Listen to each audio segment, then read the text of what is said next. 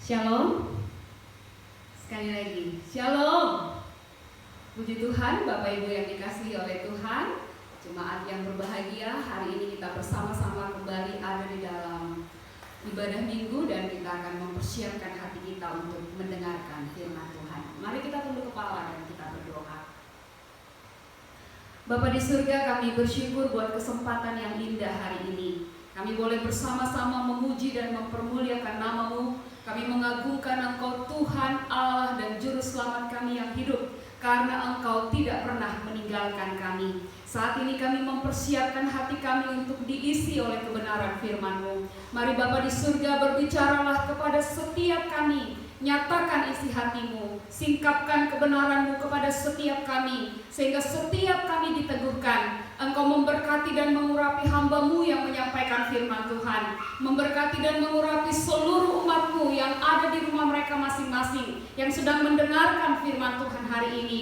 Biarlah Allah Roh Kudus bekerja dengan leluasa. Tuhan Yesus Kristus, firman Allah yang hidup dan berkuasa itu menjadi bagian setiap kami. Lawatan Allah menjadi bagian kami, sehingga firman Allah senantiasa membimbing dan menuntun kehidupan kami. Terima kasih Bapa di surga. Di dalam nama Tuhan Yesus Kristus, firman Allah yang hidup, kami berdoa dan sambut firman Tuhan pada pagi hari ini. Amin.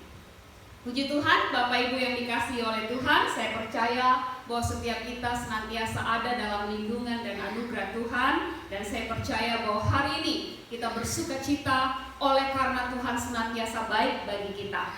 Bapak Ibu yang dicintai oleh Tuhan, setiap kita pasti memiliki tujuan dalam kehidupan ini. Pada waktu saya dan saudara menikah, kita pasti punya tujuan tertentu. Pada waktu kita menyekolahkan anak-anak kita pun punya tujuan tertentu supaya mereka menjadi anak-anak yang pandai, supaya mereka berguna bagi nusa dan bangsa, supaya mereka menjadi anak-anak yang dapat diandalkan. Dan kita juga punya tujuan-tujuan di dalam berbagai segi kehidupan yang sedang kita jalani. Orang-orang muda mungkin ada yang sudah pacaran dan pasti punya tujuan juga dalam pacaran mereka. Hidup ini harus senantiasa diwarnai dengan tujuan-tujuan. Pagi hari ini kita akan belajar bersama-sama di bawah satu tema, tujuan Allah bagi hidup kita. Mari kita bersama-sama membuka di dalam kitab Kisah Para Rasul. Kisah Para Rasul pasalnya yang ke-26, ayatnya yang ke-12 sampai dengan ayatnya yang ke-23. Kisah Para Rasul pasal 26, ayat 12 sampai dengan ayatnya yang ke-23. Saya akan membacakan bagi kita, mari bersama-sama kita memperhatikan firman Tuhan. Demikian firman Tuhan. Dan dalam keadaan demikian, aku dengan kuasa penuh dan tugas dari imam-imam kepala sedang dalam perjalanan ke Damsyik. Tiba-tiba ya Raja Agripa, pada tengah hari bolong aku melihat di tengah jalan itu cahaya yang lebih terang daripada cahaya matahari turun dari langit meliputi aku dan teman-teman seperjalananku. Kami semua rebah ke tanah dan aku mendengar suatu suara yang mengatakan kepadaku dalam bahasa Ibrani, Saulus, Saulus, mengapa engkau menganiaya aku? Sukar bagimu menendang gegalah langsam. Tetapi aku menjawab, siapa engkau Tuhan? Kata Tuhan, akulah Yesus yang kau aniaya itu. Tetapi sekarang bangunlah dan berdirilah. Aku menampakkan diri kepadamu untuk menetapkan engkau menjadi pelayan dan saksi tentang segala sesuatu yang telah kau lihat daripadaku dan tentang apa yang akan kuperlihatkan kepadamu nanti. Aku akan mengasingkan engkau dari bangsa ini dan dari bangsa-bangsa lain, dan aku akan mengutus engkau kepada mereka untuk membuka mata mereka supaya mereka berbalik dari kegelapan kepada terang dan dari kuasa iblis kepada Allah, supaya mereka oleh iman mereka kepadaku memperoleh pengampunan dosa dan mendapat bagian dalam apa yang ditentukan untuk orang-orang yang dikuduskan.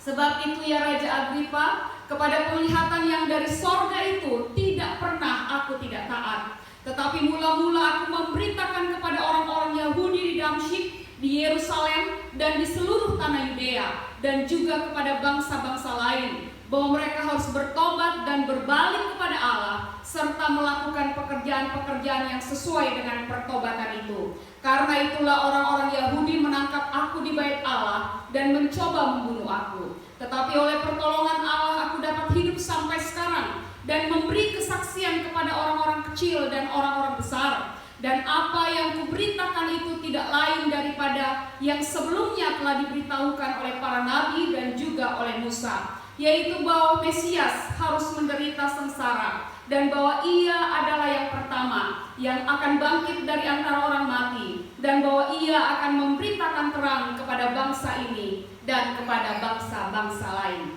Terpujilah Tuhan yang mempunyai firman. Saya dan saudara disebut berbahagia waktu kita membaca, merenungkan firman Tuhan, menyimpan dalam hati, dan kemudian melakukannya. Kekasih-kekasih Kristus yang berbahagia, jika kita membaca seluruh nats ini dengan baik, maka kita akan menemukan di sini dalam seluruh pasal 26 ini adalah pembelaan Paulus di hadapan Raja Agripa pada waktu itu, oleh karena dia dituduh oleh orang-orang Yahudi melakukan pemberontakan atau mengajarkan pengajaran sesat. Waktu dia berdiri di depan Raja Agripa, dia memberikan pembelaannya terhadap dirinya sendiri. Pada saat ini kita akan bersama-sama belajar dari bagian mulai dari ayatnya yang ke-16 tentang tujuan Allah bagi hidup kita. Kalau kita membaca di sini, maka tulisan yang dituliskan oleh Rasul Paulus ini menunjukkan kepada kita bahwa Allah memanggilnya, Allah memilihnya, Allah mengkhususkannya dengan tujuan tertentu supaya dia menjadi saksi dan pelayan bagi Yesus Kristus. Mari kita lihat bersama-sama ayatnya yang ke-16. Ayatnya yang ke-16 dikatakan di sana bagian A, tetapi sekarang bangunlah dan berdirilah. Aku menampakkan diri kepadamu untuk menetapkan engkau menjadi pelayan dan saksi. Bapak Ibu yang dikasihi oleh Tuhan, Paulus kita sudah tahu sama-sama bahwa dia adalah pribadi yang menganiaya jemaat. Dia adalah orang yang diutus oleh imam-imam kepala. Dia membawa surat kuasa dari mereka untuk pergi membunuh, membinasakan, menghancurkan setiap orang-orang yang percaya kepada Yesus pada waktu itu. Dengan surat kuasa yang dia punya itu, dia pergi dengan tujuan supaya setiap orang yang percaya kepada Kristus dapat dibawa kembali ke agama Yahudi dan menjadi orang-orang yang kembali hidup di dalam hukum Taurat. Tetapi dalam perjalanannya menuju Damsyik, dia berjumpa dengan Kristus di tengah jalan, dan dalam perjumpaan dengan Kristus itu, Paulus menerima satu tujuan yang berbeda dari tujuannya yang semula. Tujuannya yang semula menghancurkan pengikut Kristus, tetapi tujuan yang diberikan oleh Allah kepadanya berbeda dengan tujuannya yang semula. Yang pertama, Bapak Ibu yang dikasihi oleh Tuhan, apa tujuan Allah bagi hidup kita? Secara khusus Paulus dalam nats ini dikatakan di sini, untuk menetapkan engkau menjadi pelayan dan saksi. Menjadi pelayan dan saksiku. Kata pelayan dan saksiku ini atau utusan diambil dari kata apostolos yang artinya abdi, yang diutus kembali dengan tujuan supaya orang ini dikhususkan bagi pengutusnya. Pengutusnya adalah Yesus Kristus. Maka Paulus diutus oleh Yesus Kristus untuk menjadi abdinya, menjadi saksinya, menjadi pelayannya, orang yang akan memberitakan apa yang ditentukan oleh Allah. Bapak Ibu yang dikasihi oleh Tuhan, dalam Yohanes pasal 15 ayatnya yang ke-16, Yesus berkata kepada murid-muridnya, bukan kamu yang memilih aku, tetapi akulah yang memilih kamu. Dan aku telah menetapkan kamu supaya kamu pergi dan menghasilkan buah, dan buahmu itu tetap. Pemilihan Allah atas seseorang ditentukan oleh Allah sendiri. Allah lah yang menetapkan pilihannya atas setiap pribadi. Kalau Allah memilih Paulus untuk menjadi saksinya, menjadi pelayannya, maka itu adalah kedaulatan Allah. Itu adalah hak mutlak Allah. Kalau Allah memilih saya dan saudara untuk menjadi pelayan dan saksinya, itu adalah kasih karunia Allah bagi kita. Dia menetapkan kita, memilih kita, dan dia mengutus kita supaya kita menjadi pelayan dan menjadi saksinya. Waktu kita memperhatikan ayat-ayat ini, kita menemukan di sini ada perbedaan yang sangat mendasar dari panggilan utama Paulus sebelumnya. Bapak Ibu yang dikasihi oleh Tuhan, waktu seseorang percaya kepada Kristus, dia sedang berkata kepada Tuhan, saya bersedia masuk ke dalam rencana-Mu. Saya bersedia untuk masuk ke dalam tujuan Allah. Apa tujuan-Mu bagi saya ya Tuhan? Waktu Allah menciptakan langit dan bumi, Allah menciptakan manusia, Allah menciptakan segala isinya, Allah mau supaya segala sesuatu yang diciptakannya itu mempermuliakan Dia. Manusia diciptakan supaya mempermuliakan Dia, supaya ada persekutuan yang indah dengan Allah. Sampai ketika manusia jatuh di dalam dosa, tujuan Allah tetap tidak berubah. Dia mengutus Yesus supaya orang yang berdosa diselamatkan, dan tujuannya supaya manusia mempermuliakan namanya tetap dapat terlaksana. Tapi ada tujuan khusus buat saya dan saudara yang percaya Yesus, supaya kita menjadi pelayan dan saksi Kristus. Pertanyaannya adalah, sejauh mana saya dan saudara sudah menjadi pelayan dan saksi Kristus? Menjadi pelayan dan saksi Kristus artinya saya dan saudara bersedia menempatkan diri kita di belakang Kristus. Kristus berjalan di depan kita, kita melayaninya, kita menjadi abdinya. Kita senantiasa menceritakan apa yang diinginkannya. Itu sebabnya dalam bagiannya yang kedua dikatakan di situ, untuk menetapkan engkau menjadi pelayan dan saksi tentang segala sesuatu yang telah kau lihat daripadaku. Yang kedua, apa tujuan Allah dalam hidup saya dan saudara? Kita menjadi pelayan dan saksi untuk menceritakan segala sesuatu yang telah kita lihat pada Allah. Dalam Filipi pasal 3 ayatnya yang ke-5 dan ke-6, Paulus berkata di sana, disunat pada hari ke-8 dari bangsa Israel, dari suku Benyamin, orang Ibrani asli, tentang pendirian terhadap hukum Taurat aku orang Farisi, tentang kegiatan aku penganiaya jemaat, tentang kebenaran dalam mentaati hukum Taurat aku tidak bercacat. Ini adalah masa lalu Paulus.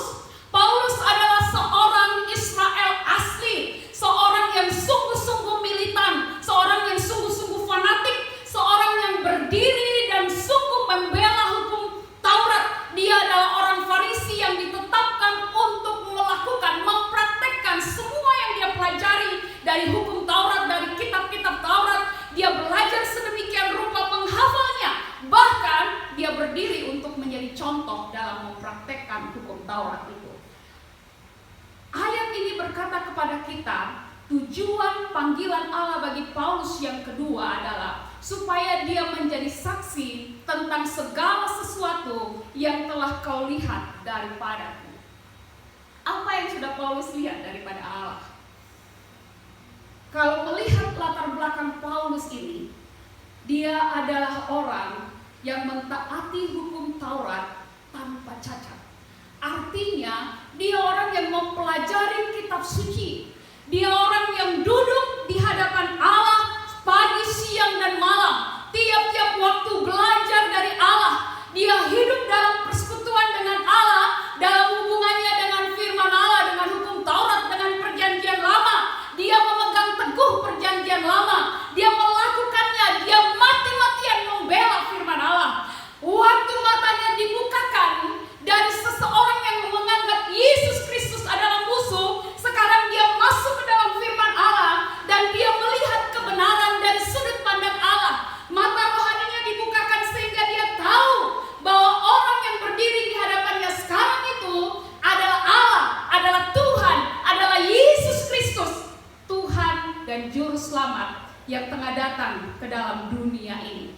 Itu sebabnya dalam ayat 22 dia katakan di sana, tetapi oleh pertolongan Allah, aku dapat hidup sampai sekarang dan memberi kesaksian kepada orang-orang kecil dan orang-orang besar. Dan apa yang kuberitakan itu tidak lain daripada yang sebelumnya telah diberitakan oleh para nabi dan juga oleh Musa, yaitu bahwa Mesias harus menderita sengsara dan selanjutnya. Bapak Ibu yang dikasihi oleh Tuhan, berdasarkan latar belakangnya, Paulus dapat berkata kepada kita bahwa yang dia beritakan sekarang ini pada saat itu bukanlah berita berbeda yang sudah disampaikan oleh para nabi, oleh Musa, karena dia sendiri mempelajarinya. Hanya dulu matanya tidak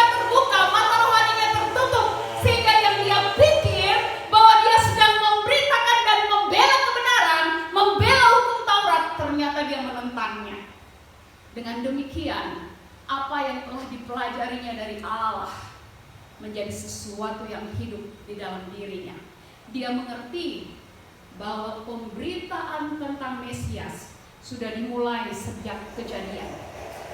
Bapak Ibu yang dikasihi oleh Tuhan, ayat 23 berkata, yaitu bahwa Mesias harus menderita sengsara, dan bahwa ia adalah yang pertama yang akan bangkit dari antara orang mati, dan bahwa ia akan memberitakan terang kepada bangsa ini dan kepada bangsa-bangsa lain. Nats ini dikutip dari kitab Yesaya pasal 42 ayatnya yang ke-6. Aku ini Tuhan, telah memanggil engkau untuk maksud penyelamatan, telah memegang tanganmu, aku telah membentuk engkau dan memberi engkau menjadi perjanjian bagi umat manusia, menjadi terang untuk bangsa-bangsa. Kristus datang untuk menjadi terang bagi bangsa-bangsa. Dan ketika Paulus kembali mempelajarinya dengan mata rohani yang dibukakan oleh Tuhan, maka dia menemukan bahwa sungguh ini adalah Mesias yang dijanjikan. Dia sekarang berdiri di hadapan Allah dengan satu tujuan yang jelas, bahwa saya akan melayani engkau, Yesus Tuhan saya, sampai kapanpun saya akan berdiri dan memberitakan Injilmu. Waktu kita mempelajari bagian ini, dalam ayat 23 ini, ada 3 dasar yang penting dalam Injil yang harus terus-menerus ditekankan dan diberitakan. Yang pertama, bahwa Yesus Kristus ditentukan untuk menderita dan disalibkan. Yang kedua, bahwa dia harus menjadi yang pertama bangkit, membuka jalan kepada kebangkitan bagi orang-orang kudus. Dan yang ketiga, bahwa dia bangkit untuk menunjukkan terang kepada mereka yang ada di dalam kegelapan. Dan oleh kuasa kebangkitannya yang memberi bukti, maka setiap orang akan diyakinkan tentang kebenaran akan pengajarannya.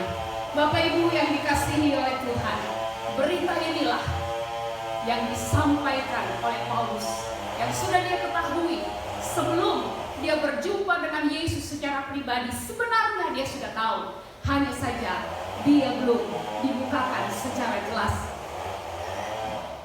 Ini senada dengan pesan yang disampaikannya dalam 1 Korintus pasal 15 ayat 3 dan 4 yang 2 minggu lalu saya dan saudara pelajari, bahwa yang sangat penting telah kusampaikan kepadamu, bahwa Yesus Kristus telah mati, bahwa Yesus Kristus telah bangkit, bahwa Yesus Kristus telah naik ke surga sesuai dengan kitab suci.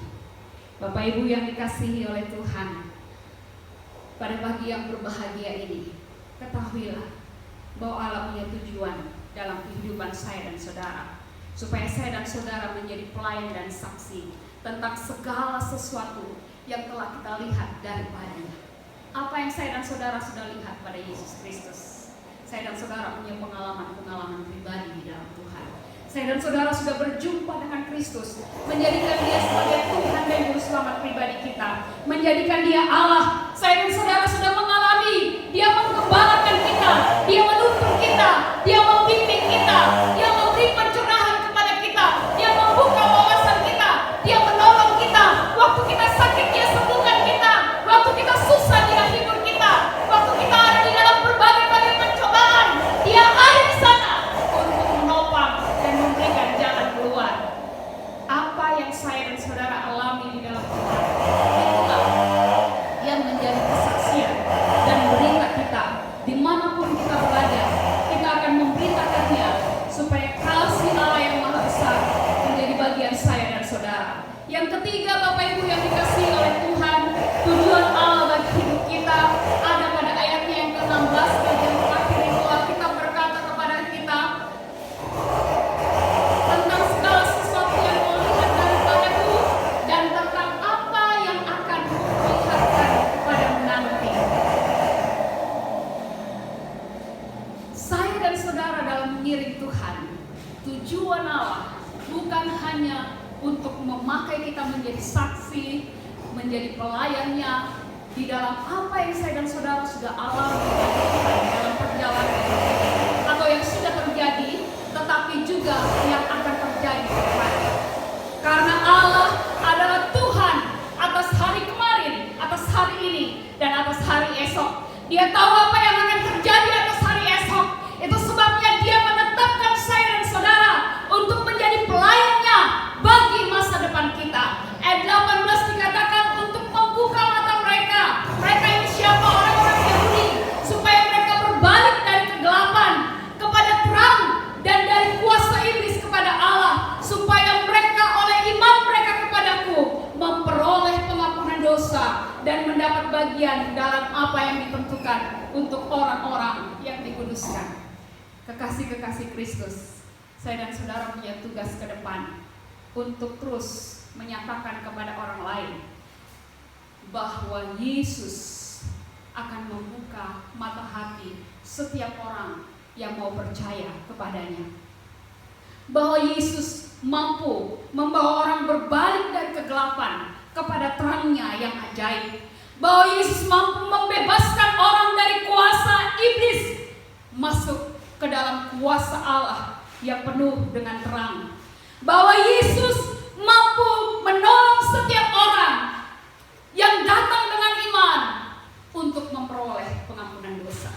Waktu saya dan saudara datang kepada Dia dengan rendah hati, maka Ia mengampuni dosa-dosa kita.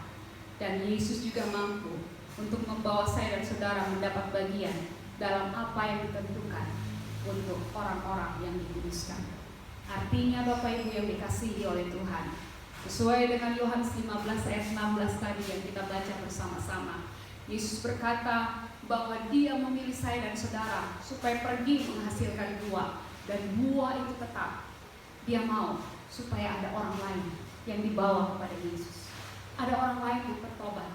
Ada orang lain yang mengalami kasih karunia Allah, dan mereka dibawa untuk mendapat bagian di dalam segala sesuatu yang sudah ditentukan oleh Allah bagi orang-orang kudus.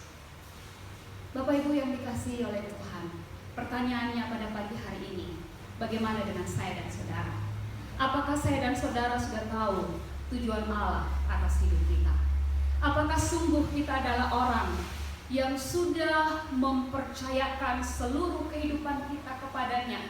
Kita bersedia menjadi saksinya, menjadi pelayannya. Apakah kita berani menceritakan apa yang sudah Allah lakukan di masa lalu bagi saya, dan apa yang akan Allah lakukan di masa depan bagi saya? Karena saya percaya bahwa Allah sanggup melakukan yang terbaik bagi saya. Hari ini mungkin kita sedang bertanya-tanya, kenapa masalah COVID ini masih berkepanjangan? Dan mungkin kita juga berpikir waktu mendengar firman Tuhan ini, kira-kira apa tujuan Allah lewat COVID ini?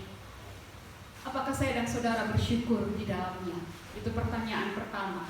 Yang kedua, apakah saya dan saudara sudah melihat ada perubahan-perubahan yang terjadi dalam rumah tangga kita ketika kita berkumpul anak-anak bersama dengan ibu, ayah, suami dan istri bersama-sama, duduk beribadah bersama-sama, memuji menyembah Allah bersama-sama, berdoa bersama-sama, yang mungkin sebelum masa ini datang kita susah sekali untuk duduk berdoa bersama-sama. Bahkan mau pergi ke gereja, kita jalan sendiri-sendiri, atau bahkan kita tidak bisa pergi semua.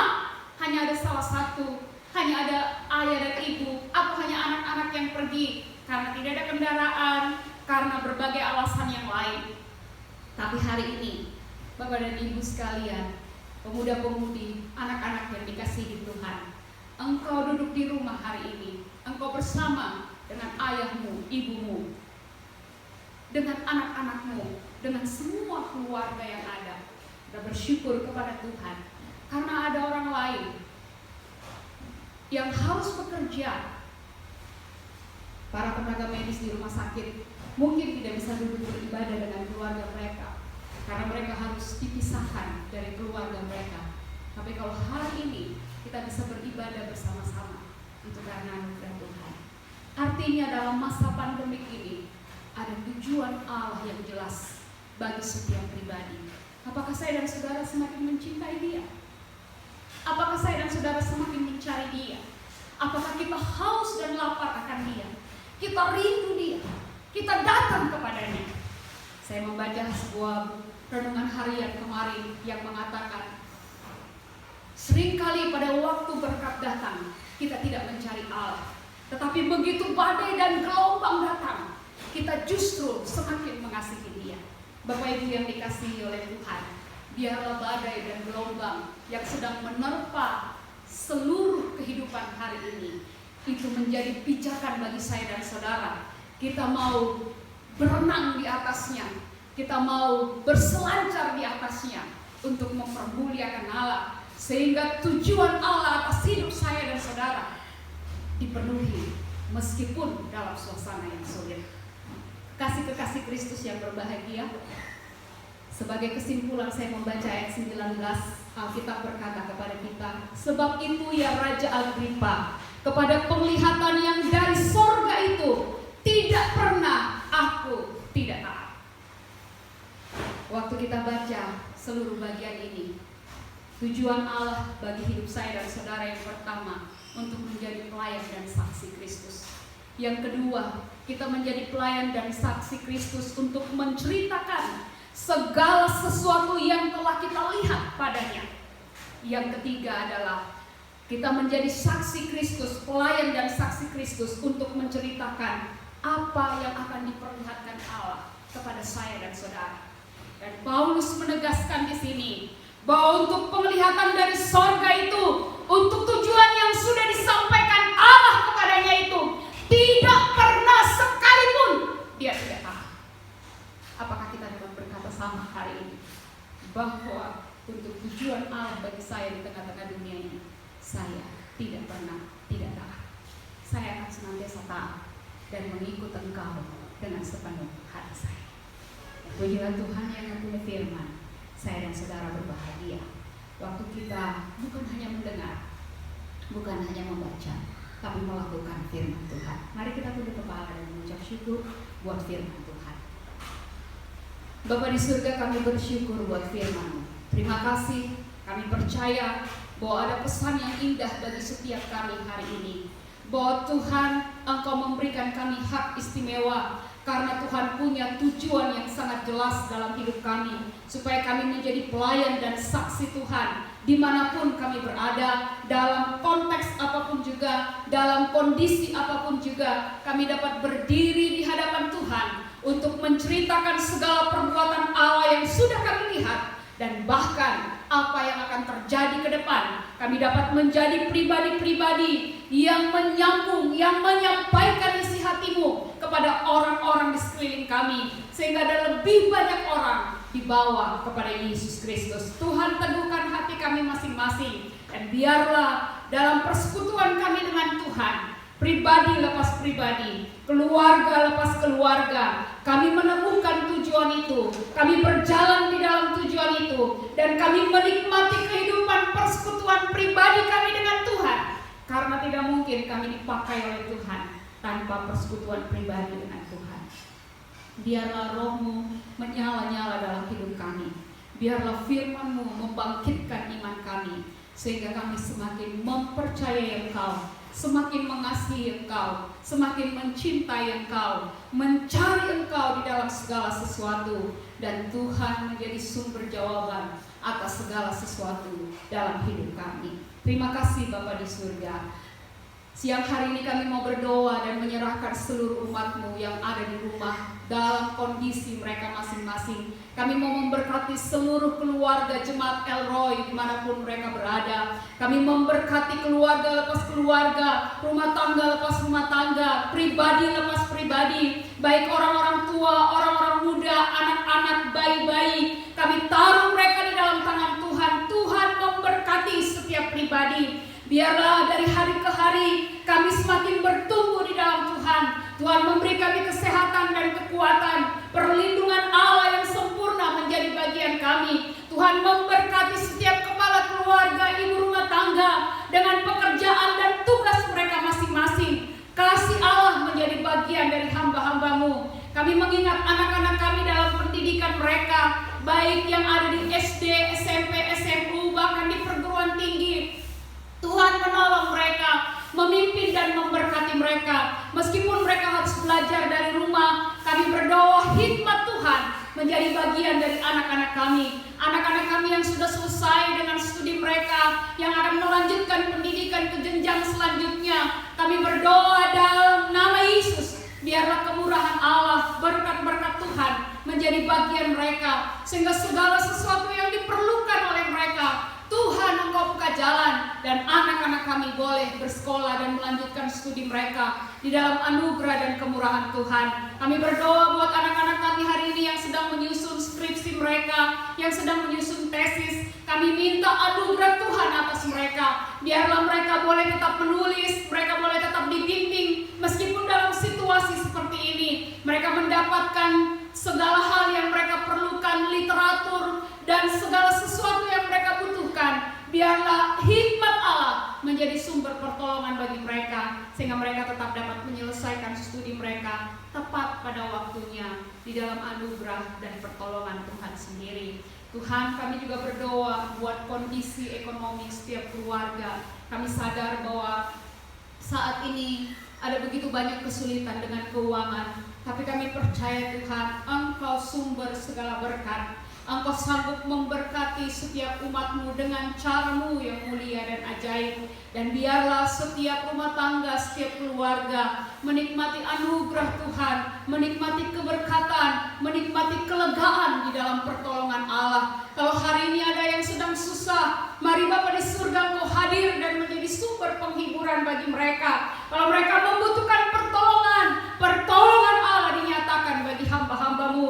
Kalau ada yang sakit, Tuhan jamah, pulihkan dan sembuhkan mereka, sehingga kesehatan dan kekuatan menjadi bagian dari setiap umat-Mu. Kami terus berdoa buat pembangunan rumah Tuhan. Tuhan memberkati ketua panitia, memberkati hamba-hamba-Mu yang bekerja.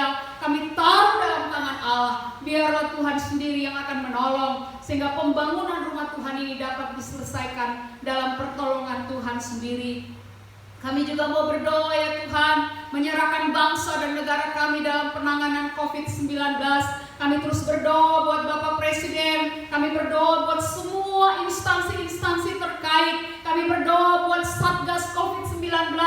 Biarlah Tuhan pertolongan Tuhan menjadi bagian mereka. Kami menyerahkan seluruh tenaga-tenaga medis dan keluarga mereka. Tuhan lindungi mereka, berkati mereka, beri mereka kekuatan dan kesehatan. Dan kami berdoa buat setiap orang yang terinfeksi, biarlah jamahan, pemulihan, kesembuhan menjadi bagian mereka dalam nama Tuhan Yesus Kristus, sehingga hamba-hamba-Mu boleh sehat dan kuat kembali. Dan kami berdoa Tuhan, pulihkan Indonesia, berkati Indonesia Tuhan. Biarlah anugerah-Mu menjadi bagian dari seluruh rakyat di negeri ini, sehingga setiap kami boleh menikmati kelepasan dan kelegaan. Biarlah kami boleh kembali beribadah seperti biasa, beraktivitas seperti biasa di dalam anugerah dan pertolongan Tuhan sendiri. Terima kasih Bapa Surgawi. Kami bersyukur buat firman-Mu. Kami bersyukur buat anugerah-Mu yang besar. Kami mengucap syukur dan menyerahkan seluruh hidup kami ke dalam tangan-Mu. Biarlah Engkau Tuhan, Juru Selamat kami, menjadi bagian kami senantiasa. Dalam Kristus Yesus Tuhan kami, kami berdoa dan bersyukur kepada Bapa dalam surga. Haleluya. Amin. Puji Tuhan, Bapak Ibu yang dikasihi Tuhan, kita akan mempersiapkan diri kita untuk masuk ke dalam perjamuan kudus.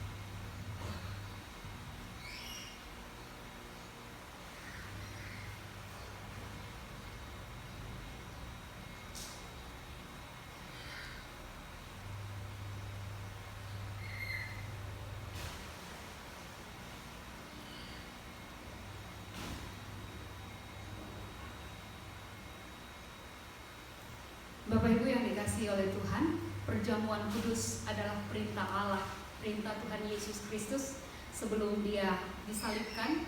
Dia mengajak para muridnya untuk bersama-sama dengan dia makan dan minum dari roti dan anggur untuk meneguhkan mereka. Itu menjadi peringatan atas kematian dan kebangkitan Tuhan di dalam seluruh kehidupan kita. Itu sebabnya perjamuan kudus menjadi cara bagi gereja Tuhan hari ini untuk memperingati tubuh dan darah Yesus Kristus yang dilambangkan dengan roti dan anggur. Firman Tuhan berkata dalam 1 Korintus pasal 11 ayatnya yang ke-23 sampai dengan ayatnya yang ke-32 demikian. Sebab apa yang telah kuteruskan kepadamu telah aku terima dari Tuhan, yaitu bahwa Tuhan Yesus pada malam waktu ia diserahkan mengambil roti, dan sesudah itu ia mengucap syukur atasnya. Ia memecah-mecahkannya dan berkata, inilah tubuhku yang diserahkan bagi kamu, perbuatlah ini menjadi peringatan akan aku. Demikian juga ia mengambil cawan sesudah makan lalu berkata, cawan ini adalah perjanjian baru yang dimeteraikan oleh darahku. Perbuatlah ini setiap kali kamu meminumnya menjadi peringatan akan aku. Sebab setiap kali kamu makan roti ini dan minum cawan ini, kamu memberitakan kematian Tuhan sampai ia datang. Jadi barang siapa dengan cara yang tidak layak makan roti atau minum cawan Tuhan, ia berdosa terhadap tubuh dan darah Tuhan. Karena itu hendaklah tiap-tiap orang menguji dirinya sendiri, dan baru sesudah itu ia makan roti dan minum dari cawan itu. Karena barang siapa makan dan minum tanpa mengakui tubuh Tuhan, ia mendatangkan hukuman atas dirinya. Sebab itu banyak di antara kamu yang lemah dan sakit, dan tidak sedikit yang meninggal. Kalau kita menguji diri kita sendiri, hukuman tidak menimpa kita. Tetapi kalau kita menerima hukuman dari Tuhan, kita dididik supaya kita tidak akan dihukum bersama-sama dengan dunia. Kekasih-kekasih Kristus yang berbahagia, jadi perjamuan kudus hari ini akan kita ambil bersama-sama dengan iman dan pengakuan bahwa saya dan saudara mempercayai Yesus Kristus sebagai Tuhan dan Juru Selamat kita. Ada 3 hal yang wajib saya dan saudara selidiki sebelum mengambil perjamuan kudus ini. Yang pertama, apakah benar-benar kita sudah bercerai dari dosa, menyesal karena telah berdosa, dan percaya bahwa hanya darah Tuhan Yesus Kristus yang dapat menyucikan serta membebaskan kita dari hukuman dosa. Yang kedua, apakah sebagai orang percaya kita merasa bahwa kita telah ditebus oleh kematian Tuhan Yesus, bahwa Yesus Kristus itu tidak bercela, dan dengan kebenarannya kita dibenarkan di hadapan Allah Bapa. Dan yang ketiga, apakah sepanjang hidup ini kita mau terus mengikut Tuhan dan berharap dilengkapi oleh Roh Kudus supaya kita dapat berjalan dengan Tuhan. Mari kita tunduk kepala dan berdoa di hadapan Tuhan. Bapa di surga, kami datang kepadamu. Di hadapan kami ada anggur dan roti yang melambangkan tubuh dan darah-Mu. Kami berdoa dalam nama Tuhan Yesus Kristus. Kiranya kasih Tuhan menjadi bagian setiap kami. Roh Tuhan berbicara di dalam hati kami, menguduskan dan menyucikan kami. Jika Engkau mendapati kami tidak berkenan di hadapan-Mu, kami mohon pengampunan Tuhan, sehingga kami layak untuk menerima roti dan anggur ini dan mempersatukannya dengan tubuh kami, supaya kami yang lemah dikuatkan, kami yang sakit disembuhkan, kami yang ada dalam berbagai-bagai pergumulan diberi jalan keluar, dan kami menikmati anugerah dalam persekutuan yang indah dengan Tuhan. Dalam nama Tuhan Yesus Kristus kami berdoa dan sambut perjamuan kudus pada siang hari ini. Amin.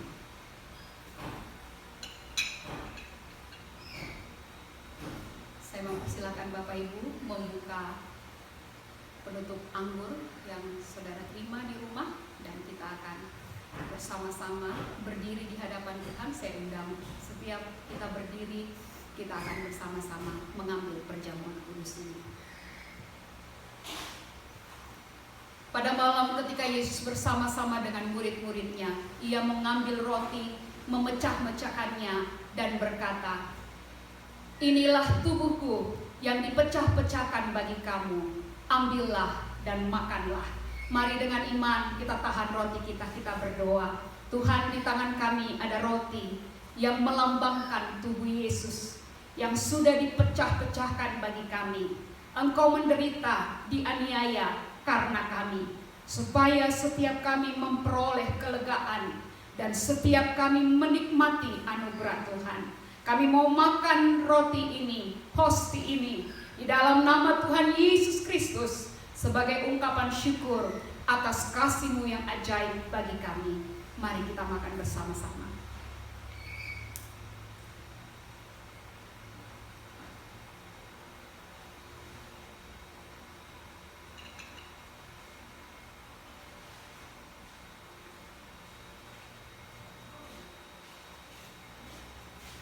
Sesudah itu ia mengambil cawan, mengangkatnya tinggi-tinggi dan berkata, inilah darahku, darah perjanjian yang diserahkan bagi kamu, supaya setiap orang yang meminumnya menikmati kelegaan, menikmati pengampunan dosa, dan menikmati anugerah Allah. Kita berdoa. Tuhan, di tangan kami ada anggur yang melambangkan darah Yesus Kristus yang sudah tercurah di atas kayu salib untuk menebus dosa-dosa kami. Kami percaya Tuhan bahwa oleh bilur-bilur darah-Mu kami semua sudah sembuh. Kami yang berdosa, kami yang terhilang, kami yang terhina, kami diangkat menjadi anak-anak-Mu oleh karena darah-Mu tercurah bagi kami. Terima kasih buat pengorbanan-Mu, dan kami mau menikmati persekutuan dengan Engkau di dalam lewat minum anggur ini. Biarlah kasih karunia Allah yang melimpah-limpah menjadi bagian kami semua. Mari kita minum bersama-sama.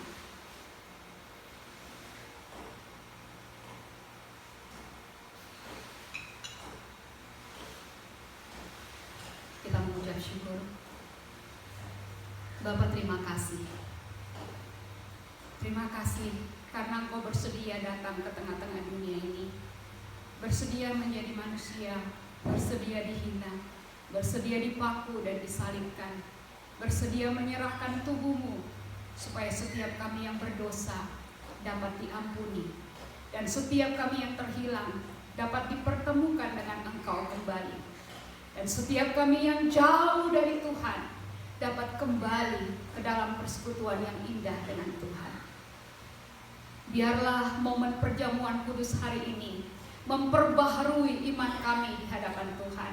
Kami semakin mengasihi Tuhan, dan kami bersama-sama dapat berkata, kami menjadi murid-murid Kristus yang menjadi saksi Tuhan dimanapun kami berada. Terima kasih Bapa di surga, berkati seluruh umat-Mu yang sudah mengambil perjamuan kudus ini. Apapun yang hari ini sedang mereka doakan dan imani di hadapan Tuhan, biarlah Engkau menjadi sumber jawaban bagi mereka. Terima kasih Bapa di surga, dalam nama Tuhan Yesus Kristus kami berdoa dan mengucap syukur. Haleluya. Amin. Puji Tuhan Bapak Ibu sekalian, Tuhan Yesus memberkati kita dan kasih Kristus menjadi bagian kita sekalian. Selamat hari Minggu.